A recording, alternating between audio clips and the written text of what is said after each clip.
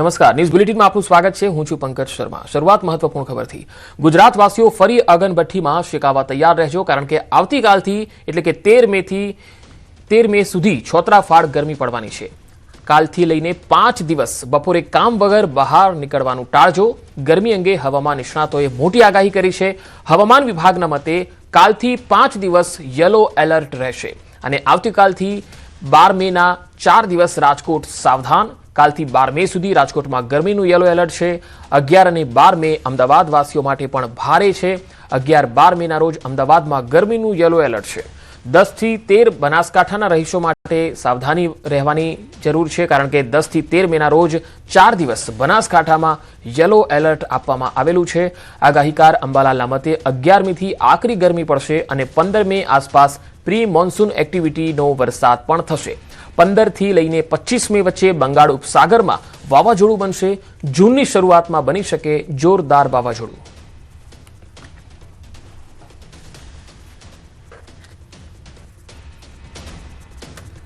તો 15 મી આસપાસ pre monsoon એક્ટિવિટીનો વરસાદ થશે। ફરી અગનભઠ્ઠીમાં શેકાવા પણ તૈયાર રહેજો, કારણ કે 15 મે પહેલા ભારે ગરમી પડશે અને 15 મીની આસપાસથી પ્રી મોન્સૂન એક્ટિવિટીનો વરસાદ પણ થશે અને જૂનની શરૂઆતમાં વાવાઝોડું પણ જોવા મળશે।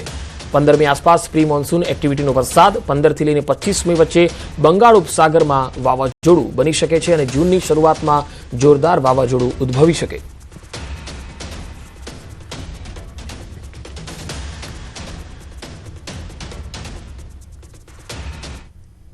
से लेकर डे 7 तक 9 से 13 मई तक हीटवेव का वार्निंग दिया है। इसमें येलो वार्निंग दिया रहा है।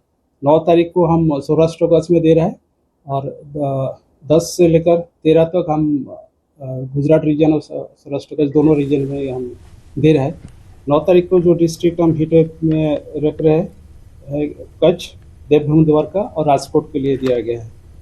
आगे फिर 10 से लेकर 13 तक दोनों क्षेत्रों में वार्निंग दिया गया ये लो वार्निंग के साथ। હવે ગરમીમાં આંશિક ઘટાડો થશે, પણ બપોર પછી લૂ ચાલવાની શક્યતા રહે છે। ઉલ્લેખનીય છે કે અત્યારે ગરમી ઘટવામાં છે, પરંતુ ધીરે ધીરે તારીખ 11 થી 20માં પુનઃ એક્ટિવિટી શરૂ થશે અને તારીખ 11 બાદ આ જેટલી ગરમી ફરી પુનઃ થવાની શક્યતા રહેશે।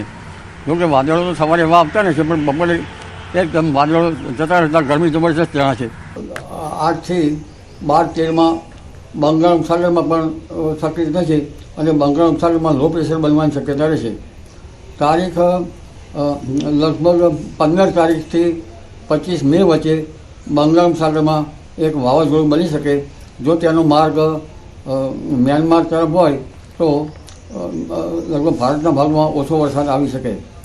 તારીખ જૂનની શરૂઆત સુધીમાં બંગાળ ઉપસાગરમાં વાવાઝોડા બનશે અને એક સખ્ત વાવાઝોડું બનવાની પણ શક્યતા રહે।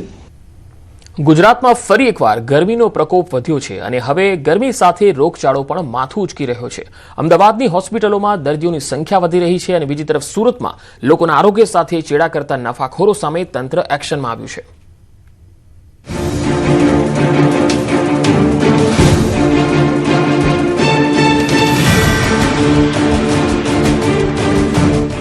ભર ઉનાળે સાચવજો સ્વાસ્થ્ય। લોકોના સ્વાસ્થ્ય પર ગરમીની અસર। ગરમીમાં ઠંડક મેળવતા પહેલા પણ સાવધાન। બરફના ગોળા છે હાનિકારક। એક તરફ કાળઝાળ ગરમીનો દોર ફરી ચાલુ થયો છે। બપોરના સમયે બહાર નીકળતા લૂ જાણે ફૂફાડા મારી રહી છે। ગરમીના કારણે એક તો પહેલાથી જ રોગચાળાનો ગ્રાફ ઉપર આવી ગયો છે। હોસ્પિટલમાં ભીડ વધી છે, પરંતુ બીજી તરફ આરોગ્ય સાથે ચેડા કરતા નફાખોરો પણ સક્રિય થઈ ગયા છે, જે બજારમાં બીમારી ફેલાવવાનું કામ કરી રહ્યા છે। અમદાવાદમાં ગરમીના સમયે રોગચાળાએ માથું ઉચક્યું છે। શહેરની 16 સિવિલ હોસ્પિટલ દર્દીઓથી ઉભરાઈ રહી છે। તાવ, ચક્કર આવવા, માથાના દુખાવાના કેસમાં વધારો થયો છે। એક મહિનામાં ઝાડા ઉલટીના 143 કેસ નોંધાયા છે। તો ડાયરિયાના ઝાડા ઉલટીના કેસો થોડા વધારે જોવા મળેલ છે। છેલ્લા મહિના દરમિયાન 143 ડાયરિયાના કેસ અત્રે જોવા મળેલ છે, જેને ધ્યાન રાખવા માટે આપણે પાણી ઉકાળીને પીવું જોઈએ ખાસ, અને બહારનું પણ ખાવા પીવાનું થોડું ઓછું રાખવું જોઈએ. આ ઉપરાંત ડેન્ગ્યુ અને મેલેરિયાના કેસમાં પણ ઉછાળો આવ્યો છે. ડેન્ગ્યુના 125 સેમ્પલ લેવાયા, જેમાંથી 3 પોઝિટિવ આવ્યા છે, જ્યારે મેલેરિયાના 451 સેમ્પલમાંથી 9 દર્દીનો રિપોર્ટ પોઝિટિવ આવ્યો છે. આ ઉપરાંત સ્વાઇન ફ્લૂનો પણ એક કેસ નોંધાયો છે. છેલ્લા એક અઠવાડિયાની વાત કરીએ તો ગત અઠવાડિયે સોલા સિવિલ હોસ્પિટલમાં કુલ 11,808 ઓપીડી નોંધાઈ ચૂકી છે. લાસ્ટ વીક દરમિયાન 11,000ની ઓપીડી જોવા મળેલ હતી. તેમાંથી આપણે 1,100 પેશન્ટ ઇન્ડોર દાખલ કરેલા છે. અમદાવાદમાં ગરમી લોકોને બીમાર પાડી રહી છે. જો કે સુરતમાં લોકોના આરોગ્યના દુશ્મનો રસ્તે ને રસ્તે રખડી રહ્યા છે. સુરતીઓ મેંગો શેક, આઈસ ડીશ, ગોલા ખાતા પહેલા સાવધાન થઈ જજો, નહીં તો તમારી તબિયત બગડી શકે છે. કેમ કે સુરત શહેરમાં છેલ્લા કેટલાક દિવસોથી પાણીજન્ય અને ખોરાકજન્ય રોગચાળો, ખાસ કરીને ઝાડા ઉલટીના કેસોમાં ચિંતાજનક વધારો જોવા મળી રહ્યો છે. ઉનાળાની કાળઝાળ ગરમીમાં લોકો કેરીનો રસ, મેંગો શેક અને આઈસ ડીશનો વધુ ઉપયોગ કરતા હોય છે, ત્યારે કેટલાક નફાખોર તત્વો વધુ કમાણીની લાલચમાં કુદરતી કેરીને બદલે હાનિકારક સિન્થેટિક કલર અને કેમિકલયુક્ત એસેન્સનો ઉપયોગ કરી રહ્યા હોવાની આશંકા સેવાઈ રહી હતી. આ સ્થિતિને ગંભીરતાથી લઈને સુરત મહાનગરપાલિકાના ફૂડ વિભાગ દ્વારા શહેરના વિવિધ વિસ્તારોમાં આકસ્મિક ચેકિંગ હાથ ધરવામાં આવ્યું. ફૂડ વિભાગની ટીમોએ શહેરના અલગ અલગ ઝોનમાં આવેલી 21 મેંગો શેકની દુકાનો અને 15 આઈસ ડીશના સેન્ટરો પર દરોડા પાડ્યા હતા.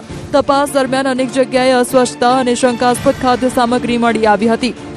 તંત્ર દ્વારા આ સ્થળોએથી સેમ્પલ લઈને તેને લેબોરેટરીમાં પરીક્ષણ માટે મોકલી આપવામાં આવ્યા છે.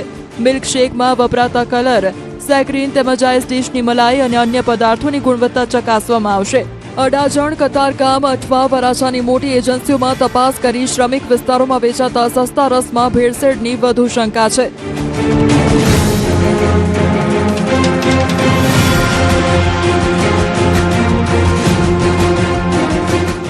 આ તરફ અમદાવાદમાં પણ બરફની ફેક્ટરીમાં એએમસીએ ચેકિંગ હાથ ધર્યું. એએમસીની ટીમે અલગ અલગ ફેક્ટરીઓમાં જઈ ક્લોરીન લેવલ અને સાફ સફાઈની તપાસ કરી હતી.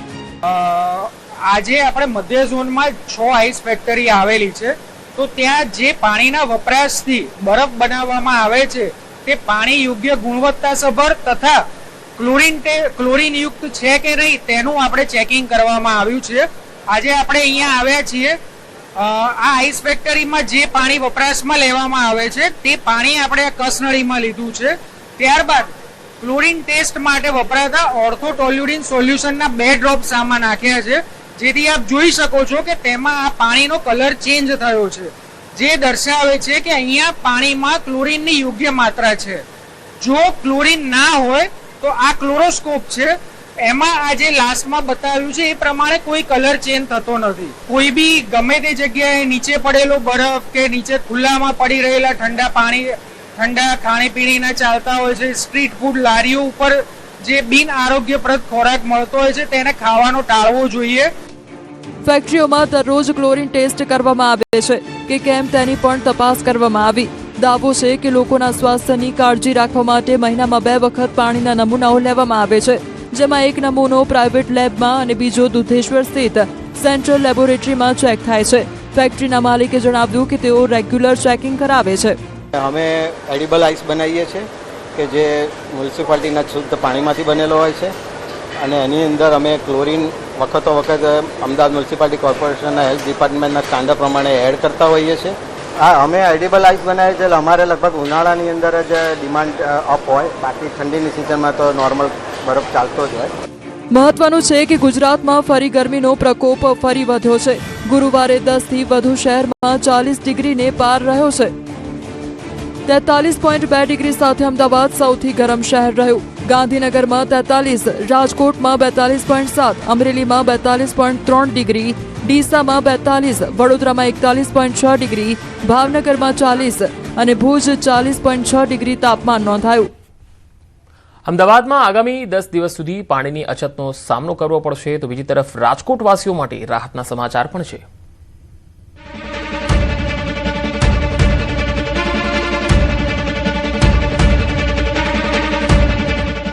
ભર ઉનાળે રહેવું પડશે તરસ્યું. અમદાવાદમાં મળશે નર્મદાનું ઓછું પાણી. માથાફાડ ગરમી વચ્ચે અમદાવાદીઓને પાણી વગર તરસ્યું રહેવું પડશે. ઉનાળાના 10 દિવસ દરમિયાન અમદાવાદીઓને ઓછું પાણી આપવામાં આવશે. અમદાવાદીઓને પૂરા પાડવામાં આવતા નર્મદા નહેરના પાણીમાં ઘટાડો કરવામાં આવશે અને બોરવેલ ચલાવવામાં આવશે, જેથી પાણીમાં વધઘટ થવાની સંભાવના હોવાના પગલે લોકોને ઓછા પ્રેશરથી અને ઓછું પાણી મળશે.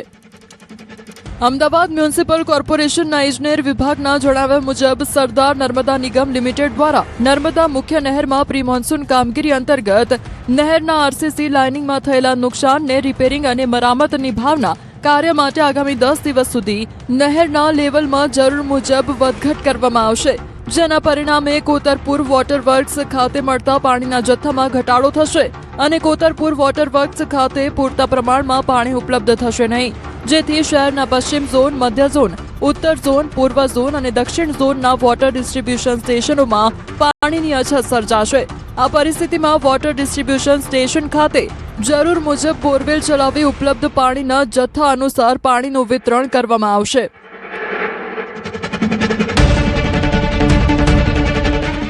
રાજકોટ વાસીઓ માટે ખુશખબર, આ વખતે નહીં નડે પાણીની સમસ્યા, ભર ઉનાળે નહીં પડે ભટકવું. આકરા ઉનાળા વચ્ચે રાજકોટ વાસીઓ માટે રાહતના સમાચાર આવ્યા છે. આ વખતે ઉનાળામાં રાજકોટ વાસીઓને પીવાના પાણી માટે દર ભટકવું નહીં પડે. જૂન મહિનાના અંત સુધી ચાલી શકે તેટલો પાણીનો જથ્થો આજી અને ન્યારી ડેમમાં ઉપલબ્ધ છે. રાજકોટ શહેરને આપણે 3 મુખ્ય સ્ત્રોતો, આપણા આજી, એક ન્યારી અને ભાદરે, આ 3 સોર્સિસથી આપણે પાણી લેતા હોઈએ છીએ આપવા માટે. આ ત્રણેયનો મળી અને આપણે રોજ 320 ml જેટલો જથ્થો પાણીનો આપણે ઉપાડીએ છીએ. આ 3 ઉપરાંતમાં અમને જે નર્મદા યોજનાનું અમારું ગણીએ, અમારું ઓફટેક જે ગણીએ તો 125 ml જેવો થાય. તો આ રીતે રાજકોટમાં અમે રોજના 418 ml જેટલો જથ્થો અમે સપ્લાય કરીએ છીએ. આજી, ન્યારી અને ભાદર ડેમમાં પાણીની સ્થિતિથી ઉનાળો હેમખેમ પસાર થશે. ચોમાસા સુધી દૈનિક 20 મિનિટ સુધી પાણી વિતરણ કરવામાં આવશે, તો પણ ડેમમાં પાણી ખૂટશે નહીં. હાલ આજી, ન્યારી, ભાદર ડેમ અને સૌની યોજનાની મદદથી દૈનિક 400 ml થી વધુ પાણીનું વિતરણ થઈ રહ્યું છે, એટલે આ વખતે ઉનાળામાં રાજકોટવાસીઓને પાણીની સમસ્યા નહીં સર્જાય. બીજી તરફ રાજકોટમાં નળ કનેક્શનની ડિમાન્ડ વધી છે. આ વર્ષે 40,000 નવા કનેક્શન આપવામાં આવ્યા છે. ઘર સુધી જે પાણી આપવાની જે અમારી કામ છે, ફક્ત ગયા વર્ષની અંદર જ અમે 40,000થી વધારે હાઉસહોલ્ડને વોટર કનેક્શન આપી દીધા છે. એટલે જે ટેન્કરનો જે આપણે પ્રશ્ન રજૂ કર્યો એને અમે બાય એન્ડ લાર્જ અમે આ વર્ષમાં ટેકલ કરી ચૂક્યા છીએ. આમ એક તરફ રાજકોટવાસીઓને પાણીની સમસ્યામાંથી મુક્તિ મળી છે, પરંતુ અમદાવાદીઓને 10 દિવસ સંઘર્ષ કરવો પડશે. તાપી જિલ્લામાં સતત બીજા દિવસથી વાતાવરણમાં અચાનક પલટો આવતા વાલોડ અને વ્યારા તાલુકાના અનેક ગ્રામ્ય વિસ્તારોમાં કમોસમી વરસાદ ખાબક્યો. ટીચકપુરા, રૂપવાડા અને કેડકુઈ સહિતના ગામોમાં વાવાઝોડા અને વીજળીના કડાકા ભડાકા સાથે વરસાદ થતા ખેડૂતો ચિંતિત બન્યા. ભારે પવનના કારણે અનેક વૃક્ષો ધરાશાયી થયા અને લગ્ન મંડપ પણ ઉડી ગયા. ખેતરોમાં મુકાયેલ ધાન્ય, ઘાસચારો અને કેરીના પાકને નુકસાન જવાની ભીતિ વચ્ચે ખેડૂતોમાં ચિંતા વધી છે. ગરમીનો પારો વધતા મનુષ્યોની સાથે હવે વન્યજીવો પણ ઠંડકની શોધમાં જળાશયો તરફ વળ્યા છે. ગિરનારની તળેટીમાં આવેલા ઐતિહાસિક વિલિંગડન ડેમ ખાતે એક અદભુત નજારો જોવા મળ્યો. કાળઝાળ ગરમીથી બચવા 3 સિંહો ડેમના કિનારે આરામ ફરમાવતા જોવા મળ્યા હતા. પ્રવાસીઓ માટેનું સ્થળ એટલે વિલિંગડન ડેમ. ત્યાં પ્રવાસીઓની સાથે હવે ઉનાળાની ગરમીમાં ઠંડક મેળવવા માટે સિંહો પણ આવી પહોંચે છે. સિંહોએ કિનારાના વિસ્તારને પોતાનો આશરો બનાવ્યો છે. જંગલના રાજાનો આવો નિશ્ચિંત અંદાજ જોઈને ત્યાં હાજર સૌ કોઈ દંગ રહી ગયા હતા. ઉનાળાની રજાઓમાં ડેમ પર ફરવા આવેલા પ્રવાસીઓ માટે આ એક બોનસ જેવો અનુભવ રહ્યો. સિંહ પરિવારને નિહાળી પ્રવાસીઓ રોમાંચિત અને અભિભૂત થયા. પ્રવાસીઓએ દૂરથી આ અદભુત દ્રશ્યો કેમેરામાં કેદ કર્યા. બીજી તરફ સિંહોની હાજરીની જાણ થતાં જ વન વિભાગનો સ્ટાફ તાત્કાલિક ઘટના સ્થળે પહોંચી ગયો. પ્રવાસીઓ અને સિંહ બંને સુરક્ષિત રહે તે હેતુથી વનકર્મીઓ ડેમ ખાતે ખડે પગે તૈનાત જોવા મળ્યા.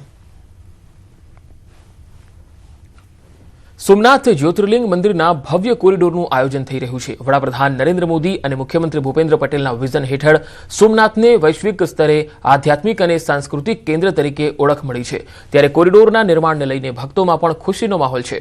આ પ્રોજેક્ટ અંતર્ગત ઐતિહાસિક સ્થાપત્ય શૈલીને જાળવીને સમુદ્ર દર્શન પથ, આધુનિક ભોજનાલય, ગેસ્ટ હાઉસ અને વિશ્વસ્તરીય પાર્કિંગ જેવી આધુનિક સુવિધાઓ વિકસાવવામાં આવી રહી છે. લાઇટ એન્ડ સાઉન્ડ શો અને આધુનિક સંગ્રહાલય દ્વારા સોમનાથનો ગૌરવશાળી ઇતિહાસ જીવંત બન્યો છે. સોમનાથમાં વિવિધ પ્રકલ્પોના નિર્માણથી સ્થાનિક સ્તરે રોજગારીની નવી તકો ઊભી થશે, તો સાથે જ ગીર સોમનાથ જિલ્લો વૈશ્વિક પર્યટન નકશા પર વધુ મજબૂતીથી ઉભરશે. આ કોરિડોર પ્રોજેક્ટ ભારતની અડગ આસ્થા, સાંસ્કૃતિક વારસા અને આધુનિક વિકાસના સંગમ સમાન બની રહેશે. તો ગીર સોમનાથમાં આવેલ સોમનાથ જ્યોતિર્લિંગ, જ્યાં ભવ્ય કોરિડોરનું નિર્માણ થયું છે, એટલું જ નહીં, સાથે સાથે અહીંયા આધુનિક ભોજનાલય પણ છે. પીએમ મોદી અને સીએમ ભૂપેન્દ્ર પટેલના વિઝનથી આ તૈયાર થઈ રહ્યો છે કોરિડોર, અને પર્યટન ક્ષેત્રે એક મજબૂત સ્થળ તરીકે ઉભરી આવશે.